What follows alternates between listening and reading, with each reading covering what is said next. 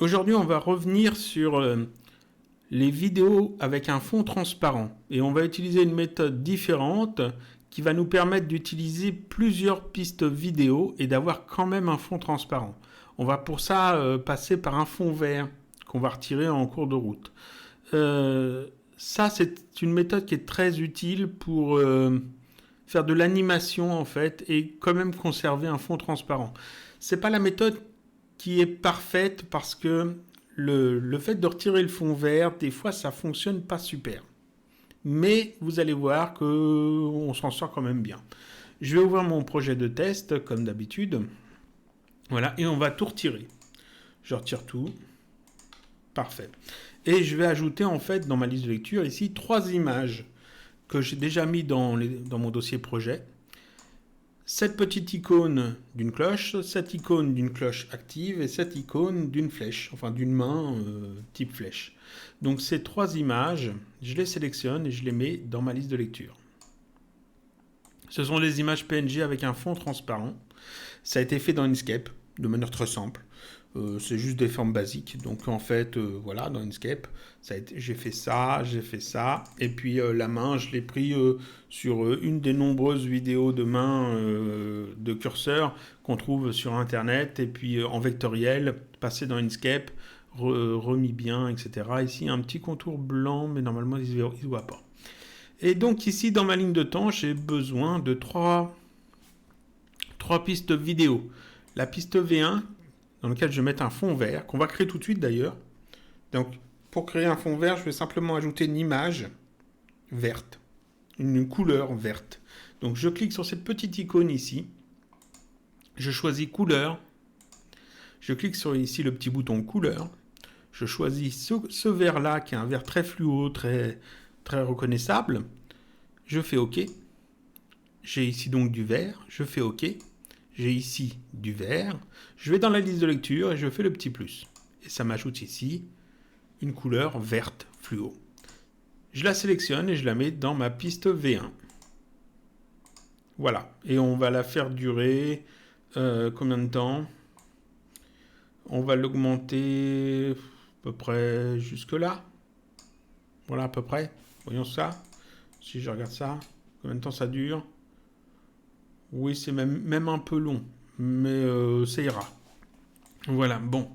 Ensuite, j'ai dit que j'avais besoin de 3 pistes vidéo. Donc, cette première piste avec le fond vert. Une piste dans laquelle je vais mettre mes 2 images de cloche. Alors, en voilà une. Tac. Et ah. Je l'ai mis au mauvais endroit.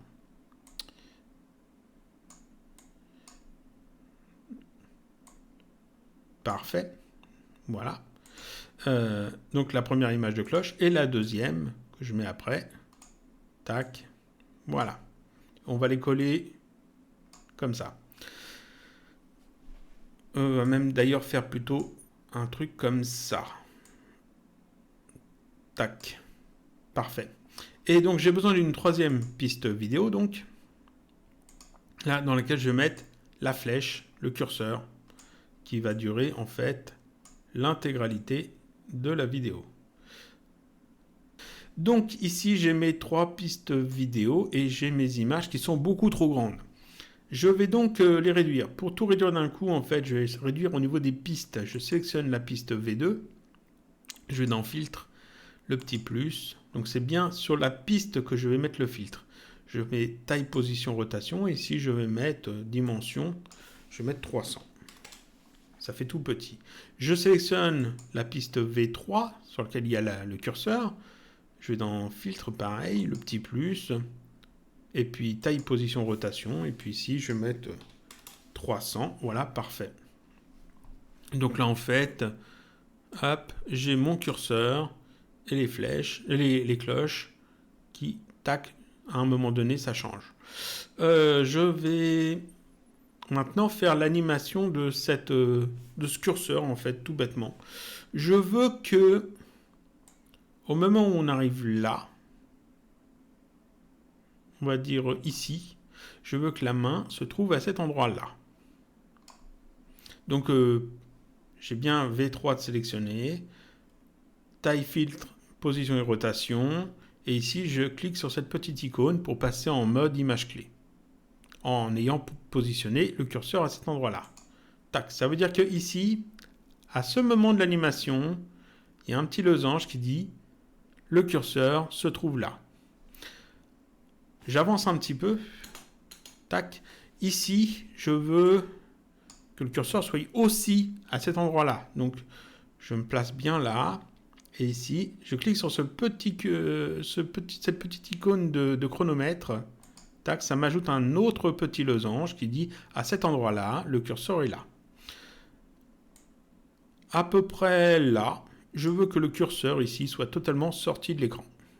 Donc je le mets là et ça me crée un petit losange qui dit à cet endroit-là, le curseur est sorti. Et ici, au début, je veux que le curseur, à cet endroit-là, à peu près, le curseur soit totalement sorti de ce côté-là. Donc là, en fait, si je fais lecture, on obtient ceci. Voilà. Là, clic, et puis ça repart. Ça, c'est super. Sauf que c'est un peu chiant, c'est-à-dire que c'est trop régulier. Donc, on va essayer de s'arranger pour que ça soit moins régulier. Donc, je vais me mettre là, à peu près, et je vais déplacer le curseur un petit peu. Je vais me mettre un petit peu après, je vais le redéplacer encore un petit peu, voilà. De manière à ce qu'il ne fasse pas un mouvement trop linéaire. Voilà. Là, il se trouve là. Ici, il va peut-être un peu plus vite vers le haut, voilà. Donc si je regarde ce que ça donne maintenant, là j'ai un mouvement qui est un petit peu plus irrégulier, c'est parfait. Quand il s'en va, pareil, je ne veux pas qu'il parte trop en ligne droite, donc on va ici faire des petits déplacements. On va juste modifier un peu le truc. Voilà. Là. Comme ça. Et on regarde ce que ça donne. Clic. Et il s'en va comme ça, c'est parfait. C'est pas parfait, mais c'est mieux.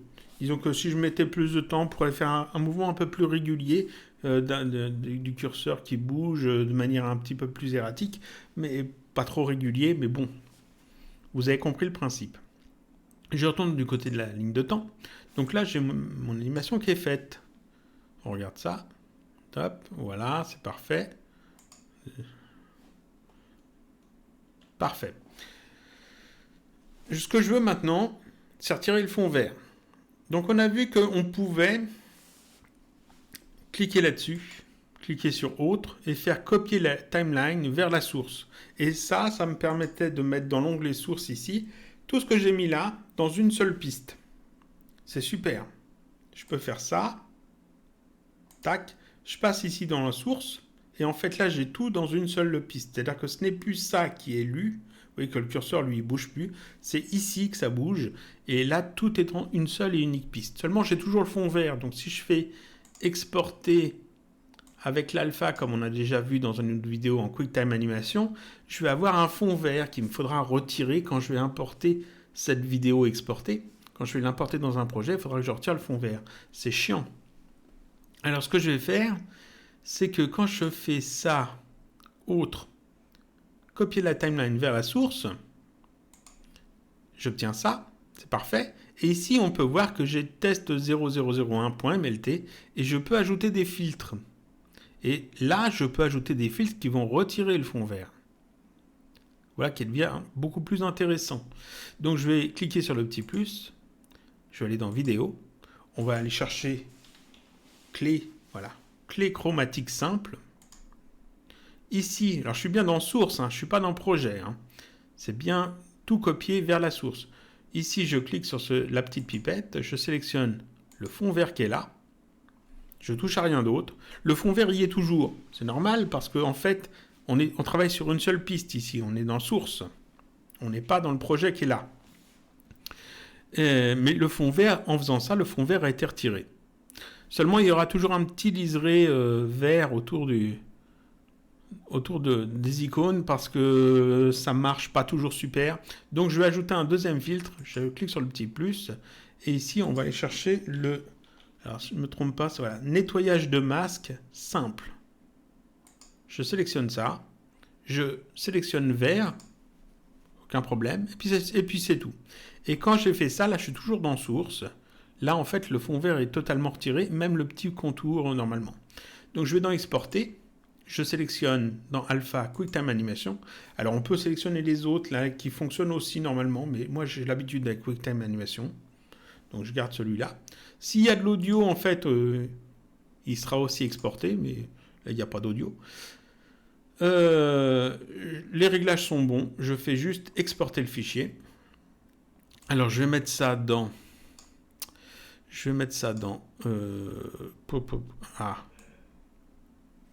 Là, dans vidéo... dans test 01, oui, après tout. Dans test 01, voilà. Et puis, test 001 sans fond. .mov. Et je fais enregistrer. Et là, ça s'exporte. Là, ce que j'exporte, c'est la source. On vérifie quand même. Exporter, là, c'est bien indiqué. Source. Source. C'est pas la ligne de temps, c'est pas timeline, c'est bien la source qu'on a exportée. Donc là, c'est fait. Je peux aller dans le dossier de projet, aller voir la vidéo, la test 001 sans fond. Je vais l'ajouter. Alors, j'ai complètement tout fermé. Je sauvegarde pas parce que c'est pas gênant. Je rouvre mon test 001. Ah bah oui, j'avais sauvegardé quand même. Bon, c'est pas grave. On va complètement tout retirer. Voilà, on va retirer ça. Supprimer une piste. Là, on va retirer. Je retire tout ce que j'ai fait en fait. Je vais remettre dans ma liste de lecture, dans ma ligne de temps, cette vidéo-là. Voilà, parfait. Et ici, j'ai une piste vide. Et dans cette piste vide, je vais mettre donc test 001 sans fond. Voilà. Je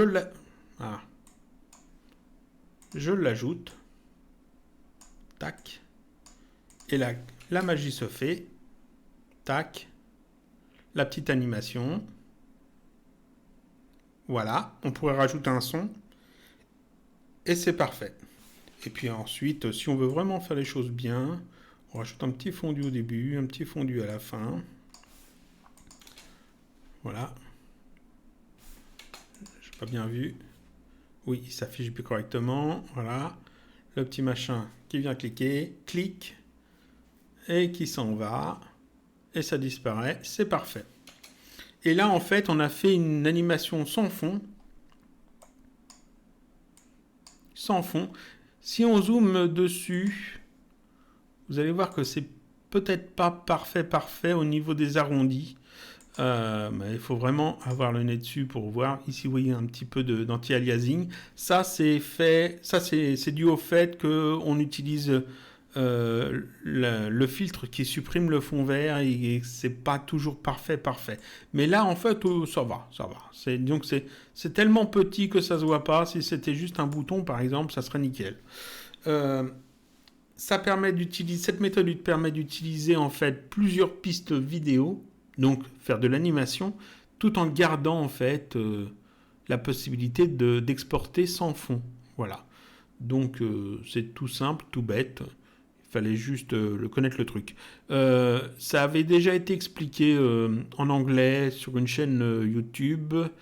Je ne sais plus par qui, mais c'était sur le forum de Shotcut. Il y avait des liens. Et donc, cette méthode fonctionne très bien. Tant qu'on n'est pas trop dans le détail, tant qu'on ne voit pas trop les petits détails, en fait, parce que le fond vert de Shotcut n'est pas toujours parfait quand il est soustrait. Il y a toujours un petit peu d'anti-aliasing. Mais ça fonctionne et c'est une solution viable pour faire ce genre de petit habillage vidéo plus simple à ajouter à vos projets que de faire en fait une grosse vidéo MLT qu'on va importer et puis ça marchera pas toujours parce qu'il y a quand même plusieurs pistes. Dès qu'il y a plusieurs pistes, on perd la possibilité de ne plus avoir de fond transparent. Et puis le fait d'utiliser un fond vert, le fait de le retirer avant d'exporter, c'est plus pratique quand même que d'importer ici une image qui a déjà un fond vert auquel il faudra cliquer, aller dans Filtre, rajouter un filtre pour retirer le fond vert, retirer un filtre pour le nettoyage, etc. Voilà. Donc ça c'était une petite vidéo tuto sur comment retirer un fond vert, comment exporter une vidéo avec une vidéo sans fond en utilisant plusieurs pistes vidéo. Voilà.